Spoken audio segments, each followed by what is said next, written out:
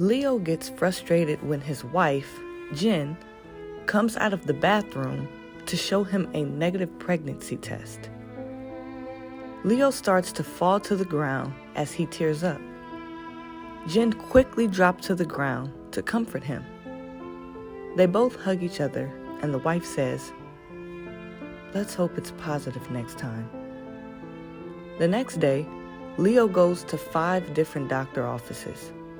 He's hoping that at least one of them can cure him so he can produce a baby. Every single one of them says, "We are unable to help you. Your sperm count is way too low, and we can't control that." Leo leaves all the offices enraged, knowing that he's never going to have a child. Once a week, the wife and husband try for a baby. 5 years go by, and no baby. 10 years go by, and no baby. 15 years go by, and no baby. 20 years go by, and Leo waits outside the bathroom for his wife. She comes out with tears flowing out of her eyes. She starts to cry hysterically and shows the pregnancy test to her husband. Leo grabs it and sees that it is positive. They both hug and cry together, knowing that they are about to have a baby. They felt that it is a bless from God. 7 years go by. Leo and Jen are playing with their son James. James is kicking a soccer ball to his dad. As soon as he does, he falls to the floor. Leo rushes towards him and sees that his son is in pain. Immediately, they rush to the hospital. The doctors pronounced that his son had a rare disease and that there was no cure at the time for it. Jen and Leo can't comprehend why their son randomly got a disease and have a bad fever. James gets discharged and is taken home by his parents. Leo starts to travel all around the world to get a cure or an answer for his son. He used most of his stock money, millions of dollars, to travel. He ends up in Turkey. Leo goes to a religious man and asks if he can get a prayer for his son. The man said, "It's better if you donate money for the sake of your son." Leo agrees and starts to donate thousands of dollars to help build schools, feed people, and to give people jobs.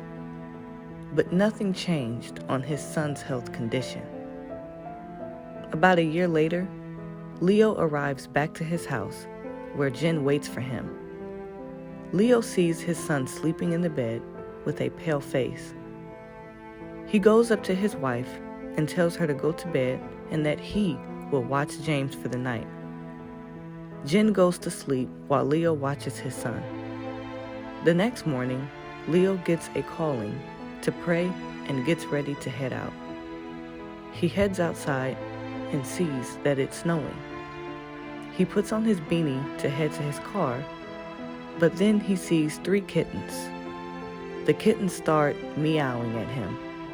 He goes back inside and offers them food. The cats eat the food and start circling him. Leo lets the cats inside as it is freezing outside. He was busy with helping the kittens, and he missed the time to pray. Then he stayed home. Jen goes up to her husband after she wakes up. She explained that she had a bad dream. "I saw an eagle. It was going to attack our son, but there were 3 cats to protect him." Leo starts to tell her that the cats are real because he had just let them in. Suddenly, they hear a voice coming from James' room. They both go inside and see that James looks healthy. His skin is back to a normal color and he is moving around the room with no problem. Leo calls the religious man and starts to tell him, "James is cured. Thank you so much for everything. It's like nothing had happened. I was feeding these stray cats and letting them in. Then my boy started feeling better." The man agrees with Leo. He said, "When you donated, you acted upon kindness, and you did it for the sake of your son. But when you took the stray cats in, you helped them out of the kindness of your heart for God. And you did it for the sake of God. All the good things you did eventually came back and cured your son. Leo starts to realize that God blessed his son as he blessed poor animals.